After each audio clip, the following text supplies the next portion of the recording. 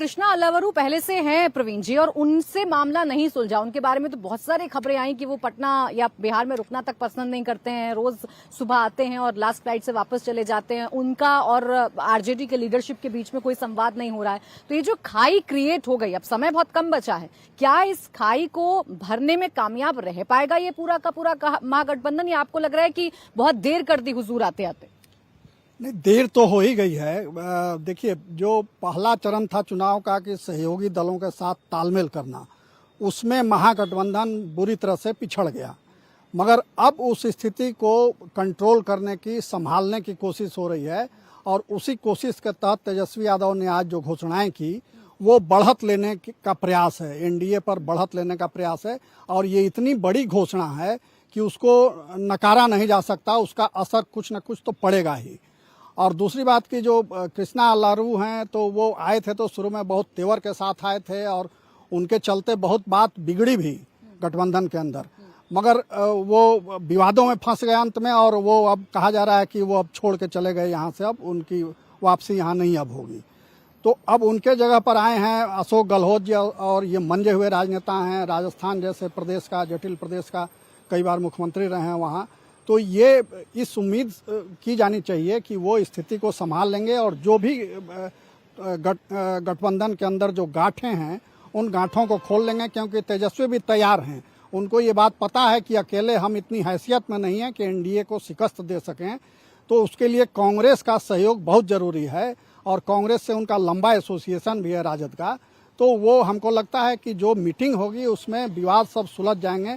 कांग्रेस से ही ज्यादा मतभेद है, बाकी दलों के साथ तो उनका ट्यूनिंग अच्छा बन गया है, मगर कांग्रेस के साथ जो मतभेद है वो सुलझ जाएगा, और कल उसकी घोषणा हो जाएगी। और इसके बाद फिर चुनाव जो है बहुत कठिन हो जाएगा एनडीए के लिए। कठिन हो जाएगा, बिल्कुल हो जाएगा। यहाँ से रफ्तार पकड़ेगा महागठबंधन, बिल्कुल रफ्तार पकड़ेगा। और अब उसमें बड़ी दिलचस्पी बढ़ जाएगी मतदाताओं की। और ये देखना दिलचस्प होता है कि जो यूथ वोटर है और जो महिला वोटर है वो किधर जाती है। क्योंकि यूथ के लिए और महिलाओं के लिए बहुत बड़ी घोषणा कर दी है तेजस्वी ने। अब ये अलग बात है कि पैसा कहाँ से आएगा, क्या आएगा, आम वोटर जो है वो इतना गहराई में नहीं सोचता है। तो इसका असर जरूर पड़ेगा। और तेजस्वी को ये क्रेडिट तो देना ही चाहिए कि बेरोजगारी का जो मुद्दा है, रोजगार का जो मुद्दा है, उन्होंने ही सेंट्रल पॉइंट में लाया है उसको। अब देखिए, ये सीधा सीधा समझिए कि अब कमबैक करना चाह रहे हैं तेजस्वी यादव, क्योंकि तेजस्वी यादव को भी ये समझ में आ गया है कि ये जो बीता एक सप्ताह है उसमें वो बहुत ज्यादा पिछड़ गए, और ऐसा लगने लगा कि बिहार का ये चुनाव बड़ा ठंडा सा पड़ गया है। आज जब वो मीडिया के सामने आए तो उन्होंने फिर से रफ्तार पकड़ने की कोशिश की, इस चुनाव में जान भरने की कोशिश की है। अब कैसे उनके पार्टी में लोग उत्साहित हो रहे हैं और कार्यकर्ता अब कैसे उत्साहित हो रहे हैं, ये आपको बता देते हैं। आरजेडी के प्रवक्ता मृत्युंजय तिवारी ये कह रहे हैं कि जो 11 सीटों का मसला है वो वोटिंग से पहले सुलझ जाएगा, और एक बार बिहार में इस बार जो है वो महागठबंधन की सरकार बनने जा रही है, तेजस्वी यादव सीएम होंगे।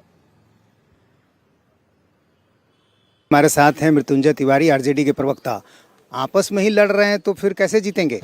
नहीं, देखिए, महागठबंधन की राजनीति में कभी कभी ऐसी परिस्थितियां आती हैं, तो उसका भी सामना किया जाएगा और समय पर सब ठीक हो जाएगा। कुछ सीटों तक 1 दर्जन सीटों पर आमने सामने हैं आप? 1 दर्जन नहीं है, उससे कम सीट हैं, 7-8 सीटों पर हैं। ऐसी परिस्थितियां हैं, उस पर बातचीत चल रही है। हम समझते हैं कि चुनाव की तिथि के पहले तक सब ठीक हो जाएगा। कांग्रेस वाले क्या बात नहीं मान रहे हैं? क्या पहले बातचीत नहीं हुई? कई जगह आमने सामने आरजेडी कांग्रेस, कहीं वीआईपी, कहीं सीपीआई। ऐसा है, सबकी चाहत होती है हम ज़्यादा सीटों पर लड़ें, लेकिन ये तो सबको पता है कि राष्ट्रीय जनता दल सिर्फ बिहार में ही चुनाव लड़ती है। हम कांग्रेस पार्टी से राजस्थान, मध्य प्रदेश, कर्नाटका तो नहीं जाते हैं सीट मांगने। कुछ सीटों पर झारखंड में चुनाव लड़ते हैं। तो परिस्थितियों को, स्थितियों को सभी को समझनी चाहिए। कांग्रेस को लगता है कि राहुल गांधी की वोटर अधिकार यात्रा के बाद उनका दायरा बढ़ा, उनकी पहुंच बढ़ी। अगर कांग्रेस पार्टी का दायरा बढ़ता है, पहुंच बढ़ता है, तो उसका लाभ महागठबंधन को मिलेगा। सीटें भी चाहिए ना। सबसे बड़ी ताकत राष्ट्रीय जनता दल है। जमीनी हकीकत धरातल पर क्या है, किसकी ताकत सबको पता है। तो सीट का जहां तक सवाल है, सब पूरा सुलझेगा ये मामला। अब तो चुनाव सिर पे सुलझ चुका है। कल संवाददाता सम्मेलन में सारी चीज़ों की घोषणा हो जाएगी अब थोड़ा इंतजार कीजिए। तो ये ज्वाइंट पीसी होगी, सारे घटक दल के नेता होंगे, महागठबंधन की पीसी होगी और सब चीज ठीक हो जाएगा। मुख्यमंत्री का चेहरा भी अभी तक सामने नहीं आया। मुख्यमंत्री का चेहरा तेजस्वी जी थे, हैं। बिहार की 14 करोड़ जनता ने अपना मुख्यमंत्री तेजस्वी जी को मान लिया है। तो एक तरफ एनडीए की जो रफ्तार है या एनडीए की गाड़ी की जो रफ्तार है वो आप देख सकते हैं कि बड़ी तेजी से आगे बढ़ रही है। बड़े बड़े स्टार प्रचारक अब मैदान में उतर रहे हैं। नीतीश कुमार चुनाव प्रचार शुरू कर चुके हैं, मुख्य प्रधानमंत्री को भी आना है, तमाम बड़े नेताओं को भी आना है। तो अभी इंजन स्टार्ट महागठबंधन ने किया है और ऐसे में अशोक गहलोत यहाँ आ रहे हैं। क्या संकेत आप पकड़ पा रहे हैं नीतीश, ये अशोक गहलोत का आना वाकई में सब कुछ ठीक कर देगा या ऐसे ही चलेगा जैसा चल रहा है? देखिए, शुरू में जिस तरह से मैसेज गया, इसमें कोई शक नहीं कि बहुत ही खराब मैसेज था। ऐसा साफ तौर पर दिखा कि महागठबंधन बिल्कुल बिखरा हुआ है।